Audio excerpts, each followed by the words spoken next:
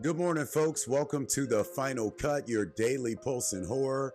I'm your host, Travis. It's Monday, and today on the Final Cut, we got U.S. fighter jets returning from the Middle East tagged with horror icons and kill counts. Ozzy Osbourne's final film role, a demonic dog skeleton, and Tyler Perry helped secure one of the biggest indie horror deals ever. Let's dive into today's top stories. First up, ever seen Pennywise painted on a warplane?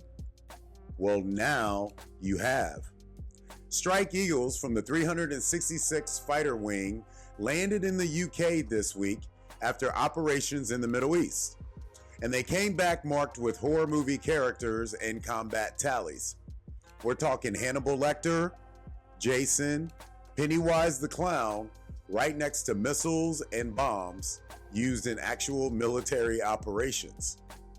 Pilots have long used nose art and decals to mark missions, but horror film characters as literal war icons and mascots?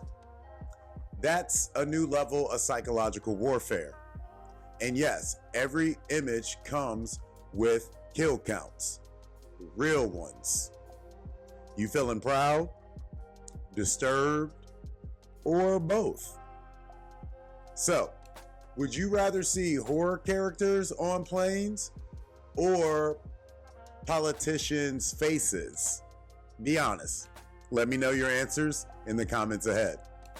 Next up, from one form of horror to another, Ozzy Osbourne, rock icon and chaos incarnate, ended his film career as a talking demonic dog skeleton. That's right. San Antonio writer Max Booth III revealed that Ozzy's final film role was in We Need to Do Something, voicing a dog skeleton that delivers just one unforgettable line: "I'm a good boy." It's haunting, it's hilarious, and somehow so Ozzy. The indie horror, adapted from Booth's own novel, traps a family in a bathroom as supernatural chaos brews outside. Ozzy's tiny cameo became the most quoted line from both the book and the film. Talk about going out with the bark. Which rocker do you want voicing a horror creature next, people? Dee Snider as a possessed toaster? Let us know in the comments ahead. And finally, now to one of the biggest stories behind the scenes: ownership in horror cinema.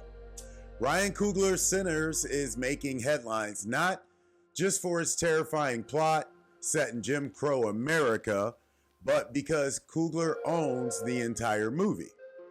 Final cut, first dollar gross, full rights after 25 years. And who helped guide him to make that deal? Tyler Perry? On Kirk Franklin's Den of Kings, Perry explained how he reached out after Black Panther, coaching Coogler on negotiating power moves. That's a 20-year vet telling a rising legend. Here's how to protect your art. And Sinners isn't just another horror flick. It introduces vampires into a story about Black ownership, land, and legacy. It was inspired by Coogler's grandfather and uncle, both rooted in Mississippi. This isn't just horror, it's reclamation. Here's my question for you guys. Would you support more horror films that prioritize ownership for Black and brown creators, even if it means smaller budgets and limited runs? I would love to know your answers in the comments ahead. Today's take: from warplanes to dog skeletons to the biggest Black-owned horror in years, one thing's clear: horror isn't just about fear anymore, it's about who owns the story. If you're listening to today's show on Spotify, make sure you answer today's Spotify poll question. That does it for today's episode of The Final Cut, your daily post in horror.